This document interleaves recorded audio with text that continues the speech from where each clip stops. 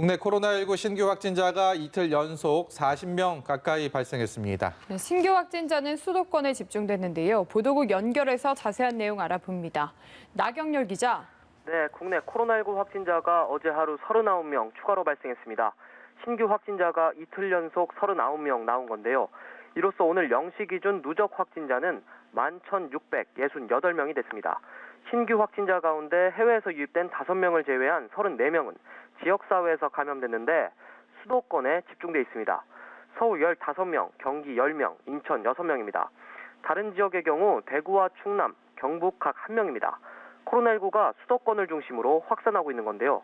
중앙방역대책본부는 최근 2주간 발생한 지역 집단 감염 사례 거의 대부분이 수도권에 몰려 있다며 수도권의 코로나19 대규모 유행이 우려되는 상황이라고 밝혔습니다. 네, 나경열 기자. 서울의 한 방문 판매 업체에서 발생한 집단 감염이 무섭게 확산하고 있다면서요? 네, 그렇습니다. 서울 관악구에 있는 건강용품 방문 판매 업체 리치웨이에서 발생한 집단 감염이 확산하고 있습니다.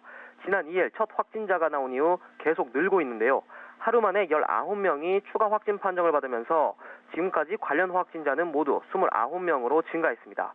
특히 지난 1일 서울 리치웨이 방문 판매장을 다녀온 60대 여성 등 2명이 충남 아산과 천안에서 양성 판정을 받았는데요. 리치웨이발 집단 감염이 수도권 밖으로 확산하는 것 아니냐는 우려가 나오고 있습니다. 또 리치웨이 관련 확진자와 방문자 대부분이 코로나19에 취약한 고령층인 것으로 나타났습니다. 방역당국은 확진자 대부분이 60, 70대고 최고령은 86살인 것으로 파악된다고 밝혔습니다. 중앙방역대책본부는 지난달 21일부터 그저께까지 서울 관악구에 있는 리치웨이를 방문한 사람은 증상과 상관없이 코로나19 진단검사를 받아달라고 당부했습니다. 네, 리치웨이발 감염자가 확산하고 있고요. 이 외에 다른 집단 감염도 계속되고 있다고요?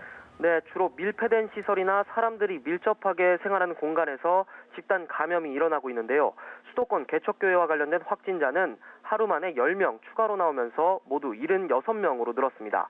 악사 손해보험 서울 종로 콜센터 관련 확진자는 1명 증가해 모두 7명이 됐습니다. 쿠팡의 부천 물류센터 관련 확진자는 124명으로 4명 늘었습니다. 방역당국은 수도권에서 코로나19 대유행이 일어날 수 있다며 이번 주말 교회 예배 등 종교 행사나 각종 모임을 자제하고 불가피한 경우 비대면으로 진행해 줄 것을 거듭 당부했습니다. 지금까지 보도국에서 전해드렸습니다.